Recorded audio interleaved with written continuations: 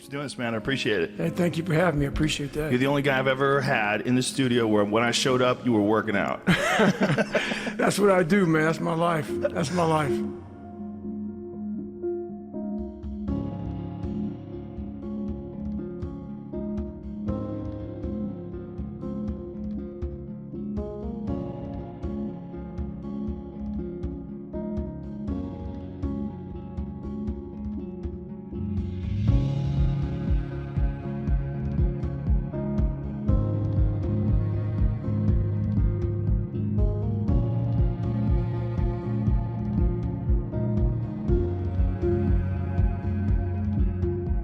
And so my mom and I, for a while, we lived in the government subsidized apartments, $7 a month, and also food stamps.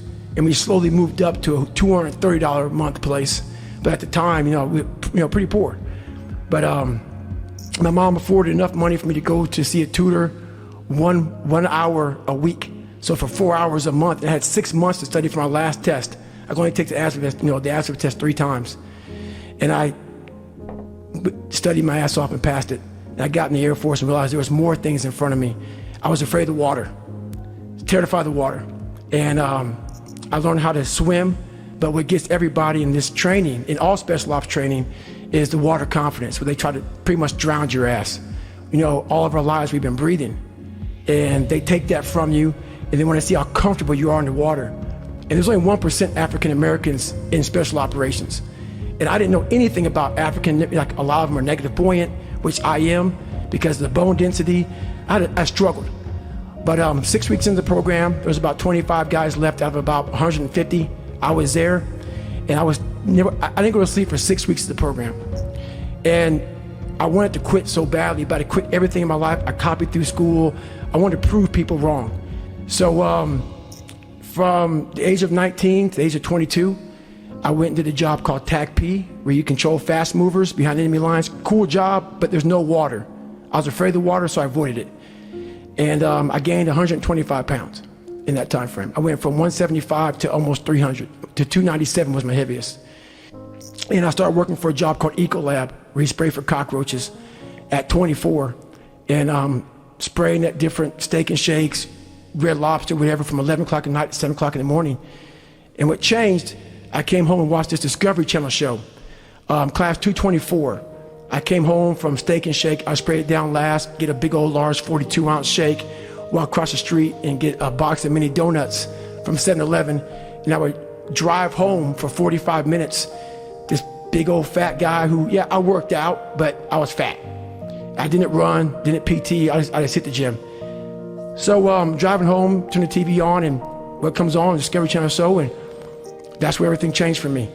I was taking a shower, I walked out, heard these guys, and I watched the show, and it made me reflect big time on the piece of shit that I am, and I'm exactly what people said I was gonna be. So what was on this show that really struck home? It was, I saw these guys going in the water, so I was terrified of it. I mean, I can't even express. Have you ever had a big fear? And I know a lot of fighters have fears and stuff like that, but they get over them. But a lot of us have these fears that you just don't want to fucking face. And I have a lot of them, had a lot of them.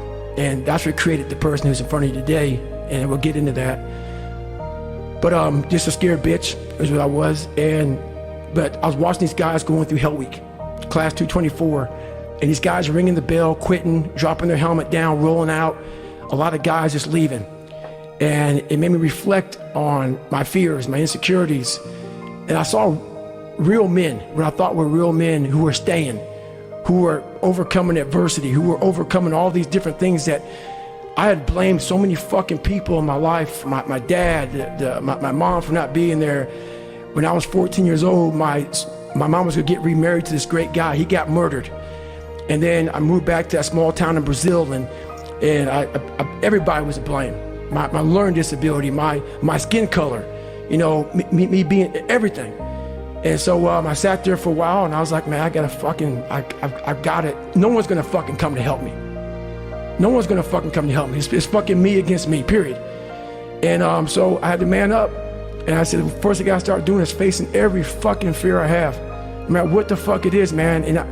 And these things would keep me up at night. No one, people who are hearing this shit, they will never really understand and grasp when you face these things and so many things, how they keep you up and haunt you at night. I think there's a lot of people out there that know what you're talking about. I mean, and so that's what it did.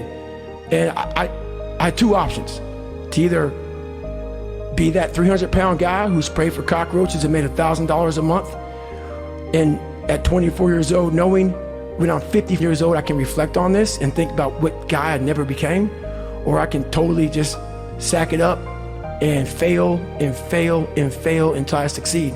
So I called all these recruiters up, and all of them said, hey, how tall are you, blah, blah, blah, blah. They got into conversation to see if I was even qualified. And by the time I got to my weight, phone would hang up pretty much like, hey, you know what, call somebody else, try to get in the reserves. So I tried to get in the reserves. And I called this guy named Steven Salgio, recruiter, up. And he said, hey, come on in.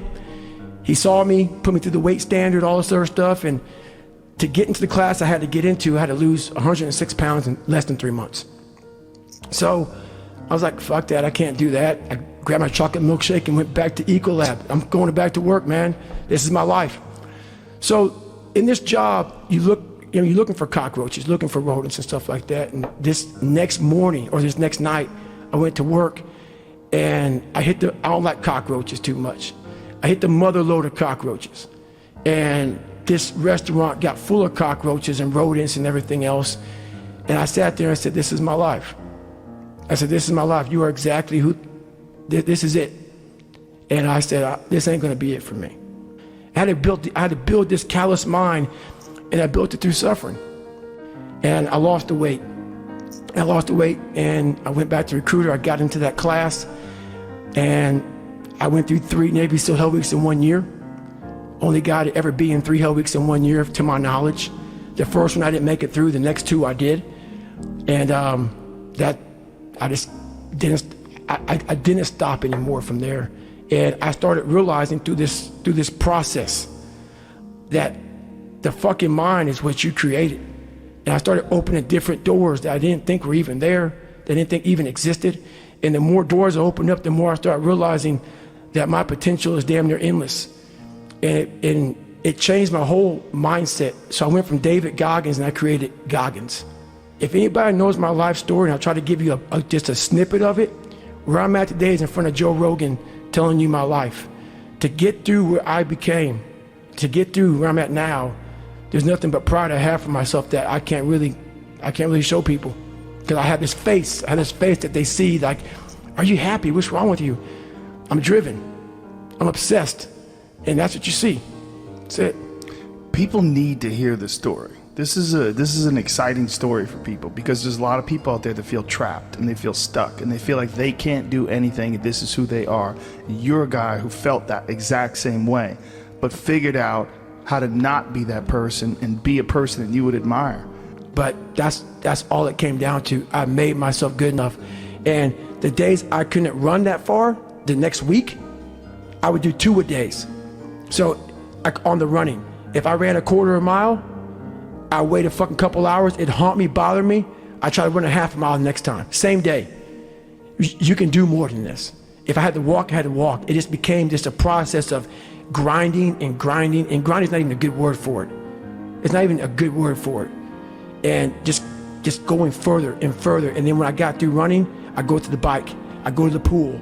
If I got tired somewhere, my legs were tired, I go to the gym. And I developed this crazy workout where I was doing volume, like 200-300 reps of like very lightweight. Well, you said something that I think of when I run, and it's that most people quit at 40%. That's it. That's my 40% rule, man.